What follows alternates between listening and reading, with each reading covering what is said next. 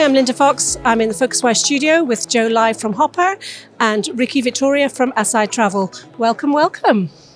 Thanks for having us. So you guys have just signed a partnership, exciting new partnership. Riky, I'm going to start with you. Just give us 2 or 3 sentences on what the partnership involves. Sure. By the way, thank you for having us. I love this conference. It's always the best. Always good to hear.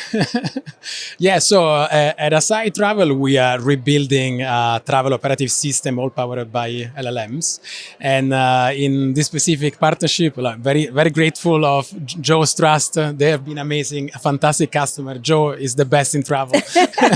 And so in this particular scenario, Hopper is a big OTA. And correct me if I'm wrong, you have about 60% of changes and cancellation going to your call centers, meaning 60% of the volume of changes and cancellation. So we were looking at what is the best way to reduce handling time, so to provide a better customer service, meaning much faster, more accurate, while also decreasing operating cost and making the operational setup more flexible. So there was a lot of conversation with Joe in the past year, and what we have deployed so far are 3 agent helpers. Okay. So one agent helper is called Fair Rules, another one GDS Manuals, and the last one Supplier Info. Okay. So the Fair Rules helper, it's magical. It's a fantastic save some of piece this for later on in the interview, because we're going to get more into kind of what the different processes are and what's most important. And so just hang on there for a second, because I want to bring Joe in. Just tell us, Joe, why is this so important to you? Yeah, absolutely. So for us, one of our most important aspects of customer experience is making sure that we show up where our customers need us. And for that, you need a really large workforce of highly experienced people. And what we have found is that the technical skills that are required to operate travel operations and the contact centers can be really rarefied. And tools like Acai can really help us to lower that barrier to entry and allow us to hire really excellent hospitality experts while enabling them with a bevy of different tools that help make providing customer experience way easier. So it's super important to us because it allows us to really scale our operations and provide great customer service. And what kind of have you been doing up to now, up to kind of the introduction of Acai Travel?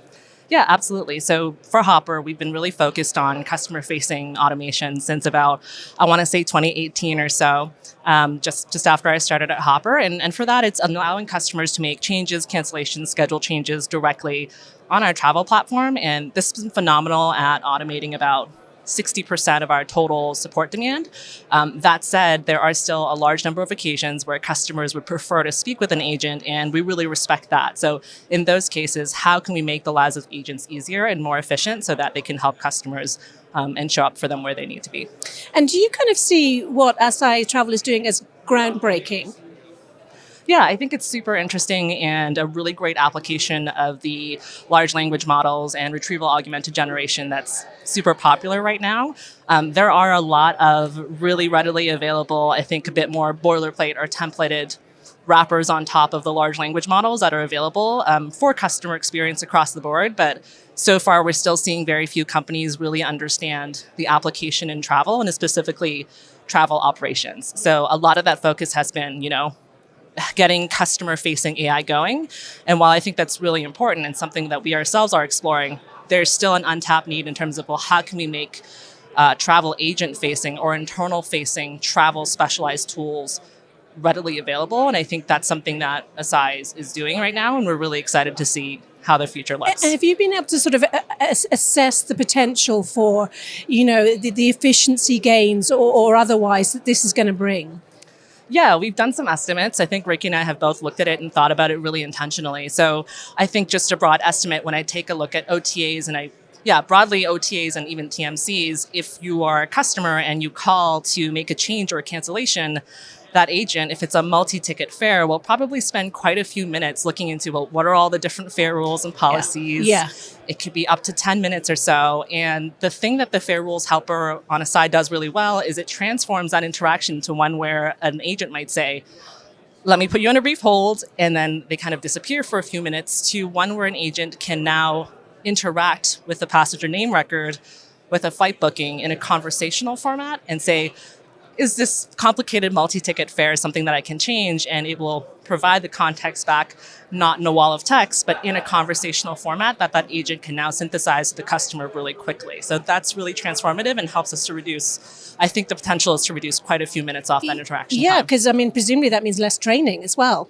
Yeah, absolutely. I think for us, not necessarily less training, but certainly less the need to recall and memorize information, which means that we can hire a workforce that is more focused on active listening, more focused on providing great customer service, and less focused on how do I pull up that command again on this one specific GDS. So certainly I think the long-term goal is how can we hire a workforce that's even more diverse from all over with different skills and a different background, not necessarily just one that's completely focused on travel. And Riky, how do you see this partnership developing going forward? I think we started now with this concept of agent augmentation. So again, we're working with these 3 helpers, as Joe was saying. It's pretty magical. We are reducing HT, we are enhancing customer service so that people can get an answer in 2 minutes or 1 minute instead of waiting 10 or 20 minutes on the phone. So this is pretty impressive. Going forward, I see that we could start deploying some of these automations towards the end traveler. Joe has a strong opinion on how to do this, I think. But like once it works very well for the agent, you could also say, why don't we let a traveler interact with AI and to figure out, what is my baggage allowance, or what is my change policy, or is this ticket refundable or not refundable, stuff like that. So this is like the way I see kind of Hopper evolution. But probably Joe should also chime in Yeah, this. I mean, do you want to chip in on kind of how it might develop, or you kind of said some of that color already, but yeah. Yeah, I think to summarize, just very aligned with what Riky's sentiment is, which I think is with everything AI related, it's really a crawl, walk, run thing. Like, how do we test the use cases internally, and then those ones that work more rapidly expose them. And I think for Hopper, the key thing is how do we ensure the customer experience stays really great throughout, and how do we make sure we're building backward from the customer needs? Yeah. And Riky, with your experience, because obviously Hopper's not your only customer, but with the experience you've had so far, what have been the biggest use cases, or is it more about an end-to-end process? No, that's a great question, and it really depends on the customer segment. Okay. So I think LLMs have enabled 3 different strategies. These are agent augmentation, what we were discussing so far. Mm-hmm. Is very much of an example of that. Agent automation, so simple queries can be completely automated by AI, letting the traveler interact with AI. And a third one, which is very interesting, is workforce restructuring. So LLMs are now enabling products that allow to action on an arbitrage of skills and location for agents.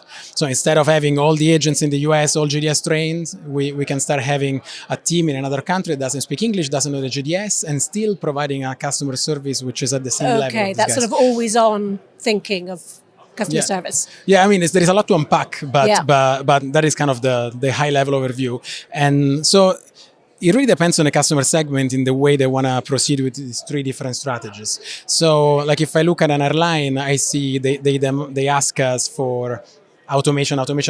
Yeah. They care a little bit less in providing a fantastic customer service or more how can reduce cost in my call center. If I see OTAs, instead is a nice mix between agent augmentation and agent automation. Again, they need to provide a fantastic customer service to differentiate, and so it becomes an important topic.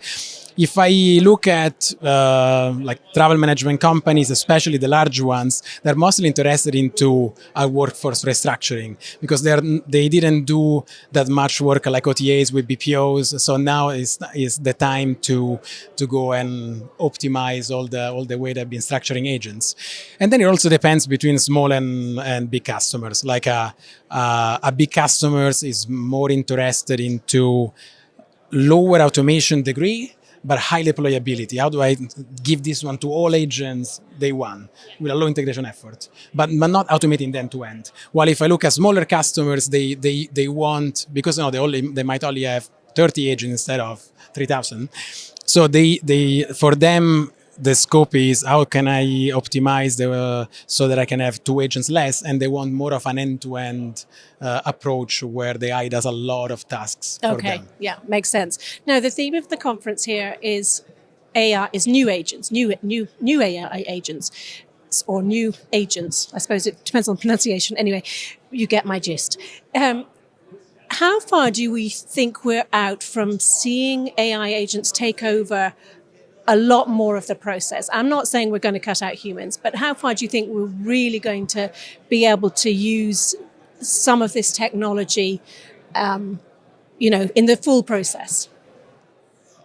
Up to you. Well, Yeah, I mean, I think the technology, there's a difference between technology and customer adoption. Yeah. And I think that how far question probably should be addressed from both angles. From my perspective, from a technology perspective, we're really close. There are still accuracy challenges, there are latency challenges in the current AI large language model applications that I think need a ton more fine tuning. Yeah. That said, I think, to me, I wouldn't call it a limiter, but the real opportunity is really seeing how customers adopt to this new technology. Right, because I keep seeing quite conflicting reports on it. 1 week the research says, yes, we want to use it totally in the hotel booking experience, and the next week it's like, oh no, don't like AI chatbots. So we're still a bit, which side are we falling on? So I agree completely. Right. If I can add to that, You can. I think it really depends on the customers and the use case, right? And first of all, I cannot agree more than with Joe that it really depends on what in the end traveler want to adopt. Yes. But what I'm seeing is for small use cases, simple things like information request, itinerary request, invoice request. AIs are perfect now to just automate all of that and bounce it away from having an agent in the loop. But for more complex requests, still there is a time to industrialize all this new technology. So I think human in the loop is the best way to go. Traveler want a perfect experience. Yes, they that's have right. zero And tolerance. taking the best of the technology and the humans. And spending $5,000 for this ticket, I have no patience for you to mess it up. Yeah. So I think human in the loop is definitely the best way to go there. But having said that, I would say in the next year or two, some of these use cases, also these complex use cases, can be automated with an AI that is talking directly to the traveler. And then, as Joe said, it will be up to the traveler to decide, do I want to speak to a human to have a little bit more empathy, or do I speak with an AI that is a little bit faster? And we'll see, maybe TMCs, white glove TMCs will still prefer to talk to a human. Of course. Maybe customer of an airline, they just want something fast. And Smaller margins might need to go more automated. So just as we wrap up here, you mentioned the human adoption element, and of course that's a massive factor. What other barriers or challenges might there be to rolling out this technology, Joe? I really think the adoption is the key and most primary thing, to be very honest, right? Customers, I think broadly travelers are really focused on resolutions. Certain businesses are focused on service excellence as a key differentiator. And I don't see those as barriers. These are just additional channels. So when I think about the theme of the conference, which is the new agents, it really is an opportunity for brand new channels, diversification of how customers can now consume content, have information personalized for them, how travel operations can be more efficient.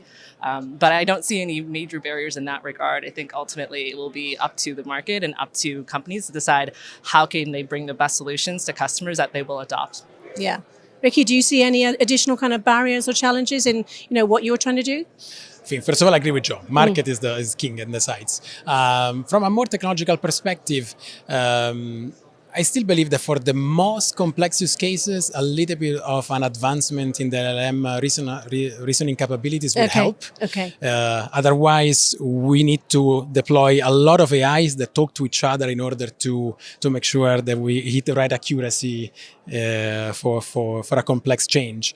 And when we have a lot of AIs together, the price of electricity also goes higher. Of course, there is some cost other of computing has to go down. To the point that now it's like half of an agent in Southeast Asia or India, but you want to make sure still that a cost. It's still pretty much of a cost. Very good. So I hope that in the next 6 to 12 months we will see new models from Google, Anthropic, OpenAI.